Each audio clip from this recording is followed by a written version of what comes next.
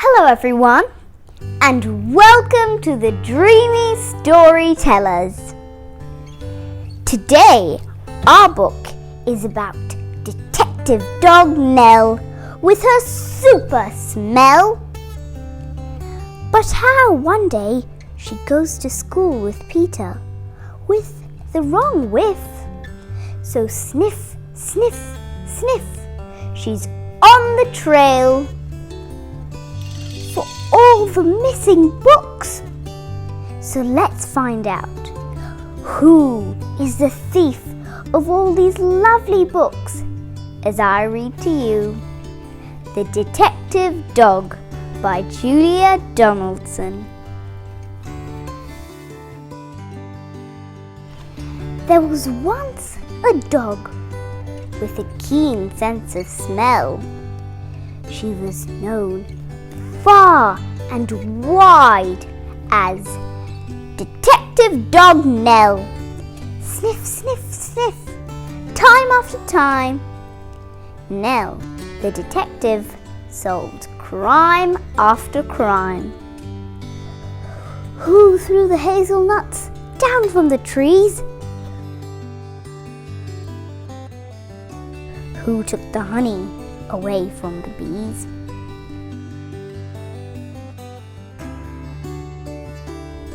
Who did the poo on the new gravel path? How did the spider get into the bath?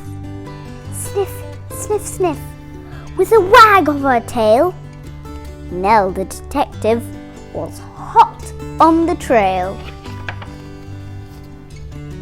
Nell shared a house with a person called Peter, a very nice child, though he could have been neater.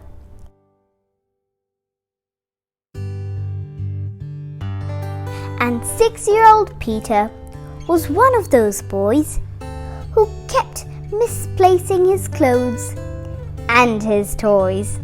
Sniff, sniff, sniff, nose to the ground. These are the things the detective dog found. The bus in the bowl, and a book in the bed, a sock in the sofa, and a shoe in the shed.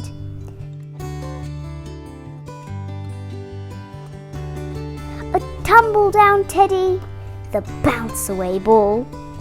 Nell the detective discovered them all.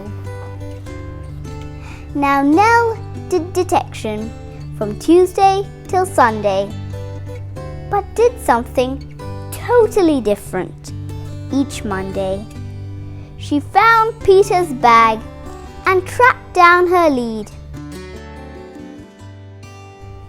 Then set off for school, where she heard children read. The children loved reading stories to Nell, and Nell loved to listen and also to smell. Sniff, sniff, sniff, mixed in the air were plasticine, custard, and newly washed hair. The crusts in the bins and the coats on the hooks. And the best smell of all was the smell of the books. Books about dinosaurs, books about night, books about planets and meteorites, books about princes that turned into frogs, ribbit, books about dragons, and books about dogs.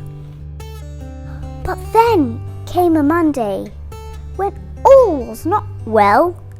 Nell sniffed the air, and she smelled the wrong smell. Into the classroom, the two of them hurried and found Mr. Jones looking terribly worried. He tugged his hair and let out a sigh. Peter looked round and then started to cry. Sniff, sniff, sniff. What was going on? The books, cried out Peter. The books have all gone. Nell gave a growl when she heard the bad news, but then started sniffing and searching for clues. Sniff, sniff, sniff. On the bookshelf, a cap. The thief must have dropped it, that terrible chap. Nell sniffed the cap. Then she tugged on the lead, and woof! She was off at an astonishing speed. Everyone followed Detective Dog Nell. She stopped at the traffic lights. What could she smell? Sniff, sniff, sniff. Haddock and hay, peds and penguins, and further away, the smell of the thief. How very exciting! Thousands of pages, all covered in writing. Then, woof, they were off, with no time to stop, past the farm and the zoo and the takeaway shop. They raced through a field where the rabbits smelled good, then over the golf course and into a wood. They thrashed through the undergrowth, leafy and dense, till they came to a gate in an old wooden fence. Then Nell started growling and pricked up an ear. She barked, and that bark meant, "The thief is here!" They flung the gate open, and Peter cried, "Look!" For there sat a man with his nose in a book. There were many more books poking out of the sack. All the children yelled, "Those are our books! Give them back!" Sniff, sniff, sniff. The book thief looked sad. "I'm sorry," he sniffled. "I know I've been bad. Stealing is wrong, but I just meant to borrow. I was planning to give all the books back tomorrow." To borrow? To borrow! Nell pricked up an ear. She barked, and that bark meant, "I have an idea." Then woof! She was off, and away they all sped, including the book thief, who told them, "I'm Ted." Sniff, sniff, sniff. They raced through the wood, then over the field where the rabbits smelled good.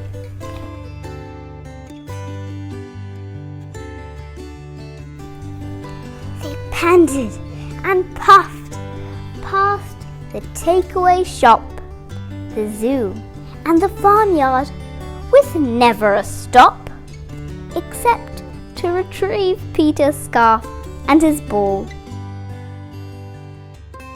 which someone had thoughtfully placed on a wall, till they came to a building with doors open wide.